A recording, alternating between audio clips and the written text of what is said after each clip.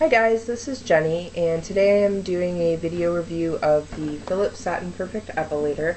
I received this through a BzzCampaign for Philips, and that is through BzzAgent. I'll put a link down below so you can get more information about that, but basically you take surveys and provide information, and they match you up with companies who have products or services that they think you might be interested in trying and providing honest reviews about. So this is the exterior packaging, hopefully you can see that because I can't see the camera or the screen, of the Philips Satin Perfect Epilator. It's a nice package. Obviously I've already opened it because I did want to use it before I did a review. I've been wanting to try an epilator for a long time, but they're a little bit out of my price range generally. I believe this one is about $135 on Amazon, and I do have a coupon code for that, which I will also post below for you. This is the epilator itself. As you can see, it's white, sort of with champagne and silver flower trim. It has a light right here that lights up when it's on, so that helps you to see the little hairs and everything, which is actually really handy. I was a little bit surprised that everything in here is white because the picture on Amazon and the picture here on the box, everything looks kind of silver, and I'm not sure why they did that, but it's pretty anyway. This is the epilator head itself. It's ceramic discs that sort of act like tweezers and pull the hair out from the root. It is interchangeable. I'll show you that in just a minute. This is where the power adapter plugs in. It says it takes an hour to charge and then lasts for 40 minutes, I believe. And I found that to be about correct. The wall brick charger for it actually is pretty big. It's about like that big. So you do want to make sure that you have space and an outlet for it. The epilator also has 2 speeds. It's definitely really loud. The first speed that comes on is speed 2, which is what you're supposed to use for your legs or larger areas. And then if you push the button again, it goes down to speed 1, which is what you would use for smaller areas.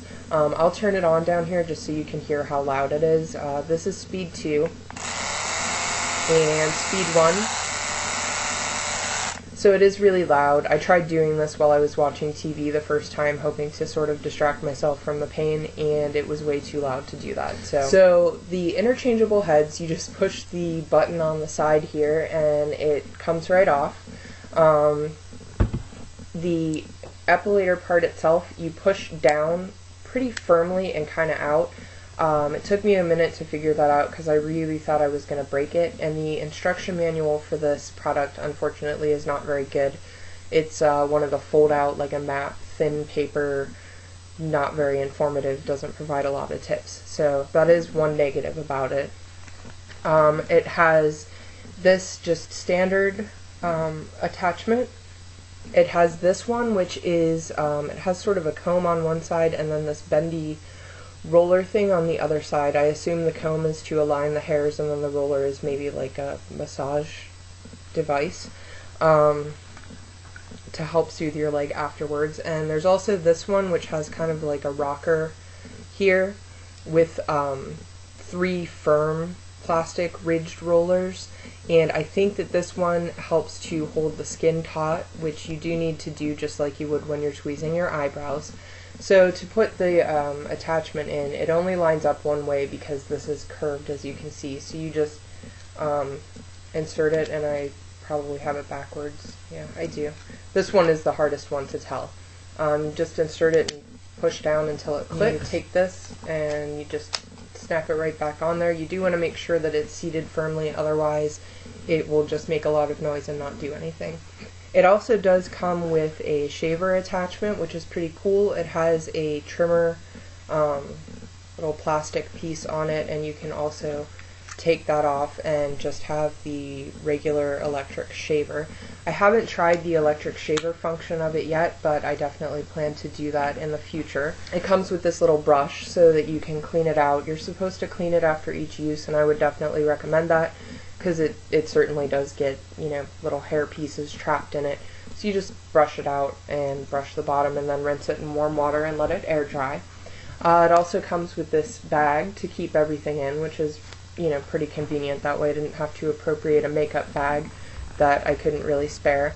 And it also comes with these lighted tweezers, which sounds kind of silly, but they're great. It has a mirror right in the lid there, and then the tweezers themselves are actually pretty sharp and pretty heavy duty, and they just have a little pen light on them. I still have the band on there because I'm kind of OCD about it, but these are great because you can lean back on the couch at night while you're watching TV and do your eyebrow tweezing instead of standing at the mirror in the bathroom for ages and ages. As far as the Epilator itself goes, I'm sure you will have seen other reviews that mention that it is painful, and it is. It kind of feels like a tattoo. It's more of a stinging kind of pain, but in a lot of spots all at once. After you've been doing it for a few seconds, it feels not quite as bad, I think, because you get used to it. But then, of course, when you switch to the other leg or another area of your leg, you start feeling it all over again. You do need to move the Epilator fairly slowly, and even at that type of speed, I found that I have to go back over areas a lot because it seems to miss hairs. I've tried it both with taking a hot shower a few hours ahead of time, because I read that as one strategy, and then I read also not to do that because you don't want the hair to be soft, and either way I found that I do have to go back over if I want to get everything. However, it's been a week since I used it on my right leg, and I don't really have any regrowth. I just have a couple little spots that I missed that I have to go back over again. So I would say that actually getting your legs completely clear for the first time is probably going to take you an hour, and that may be part of the learning curve. Like I said, I've never used an Epilator before, so I may be not doing it as efficiently as possible or anything. So on the legs, it's not too bad. The worst spot for me was behind the knees. That really did kind of hurt, but it, you know, again, it's not awful. I'm not sure if you're supposed to, but I did also try to use it for my upper lip. Well, I did use it, and that hurt a lot. It worked really well. It definitely took all the hair out, but it hurt so much that I'm not sure I ever want to do it again. Then again, it's faster for that than threading or tweezing, so at least it's over quickly, but I did have to ice it down afterwards because there was a lot of swelling. On my leg, I did get some red bumps, but those faded quickly. Ingrown hairs can be a problem with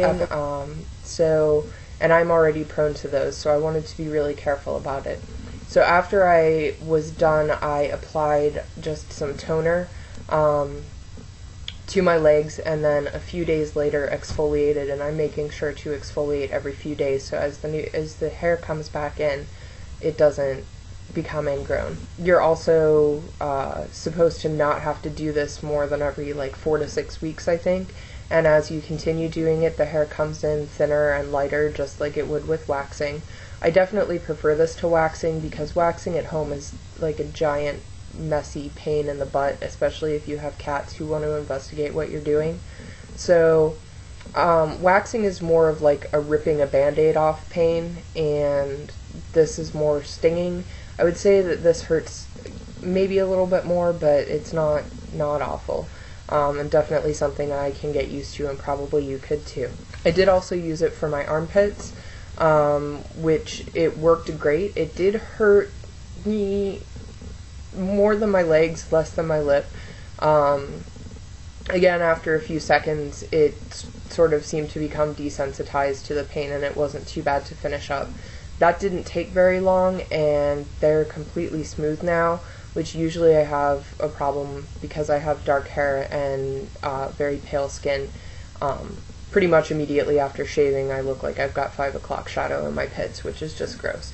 So I really do like this, and if I use it for absolutely nothing else, I will continue to use it on my armpits. Overall, I would definitely recommend this item. It does work well. It doesn't hurt too much. I think the price is fairly reasonable for what it is. Obviously, I can't speak to its durability since I've only had it for 2 weeks, but it does seem well made and like it's going to hold up well. It is not waterproof, but you wouldn't want to epilate in the shower anyway. So definitely check out the Philips Satin Perfect Epilator, and check out BzzAgent if you would like to become part of their campaign. I hope you've enjoyed this review and that it's been useful. Please feel free to comment or subscribe.